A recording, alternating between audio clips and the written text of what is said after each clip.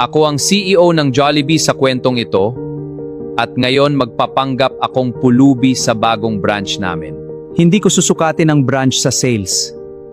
Susukatin ko sila sa respeto. Lolo, bawal po tumambay dito kung wala kayong bibilin. Anak, pwede bang makaupo lang sandali? Medyo pagod lang ako. Hindi po ito pahingahan. Jollibee po ito. Ma'am Carla, hayaan na po muna natin. Matanda na po siya. Ben, training ka lang. Huwag kang umasta na manager.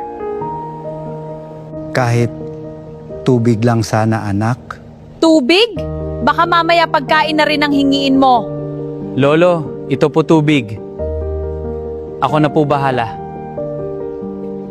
Ben, kung gusto mong tumulong sa pulubi, sa labas mo gawin.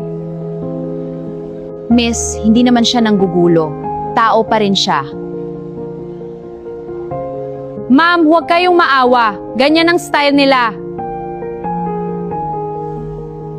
Anak, kapag ba wala akong pambili, wala na rin akong karapatang respetuhin? Respeto?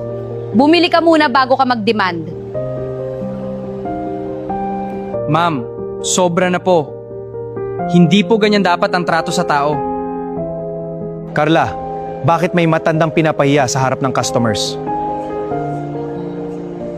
Paulo, enough. Tapos na ang test. Test? Sino ba talaga kayo? Ako ang CEO na may-ari ng branch na ito. Ben, ikaw ang bagong supervisor dahil ikaw lang ang nakaalala na bawat customer ay tao muna. Senyales na si Raulo ang isang tao, yung proud na proud pa siyang ipagtanggol ang mali, kahit klaro na ang katotohanan. Pilit pa rin niyang binabaluktot para magmukhang tama ang kasalanan. Hindi na yan prinsipyo, katigasan na ng ulo. Tandaan mo, ang taong matino, marunong umamin at magbago. Pero ang si Raulo, ipaglalaban pa ang mali kahit siya na ang napapahiya.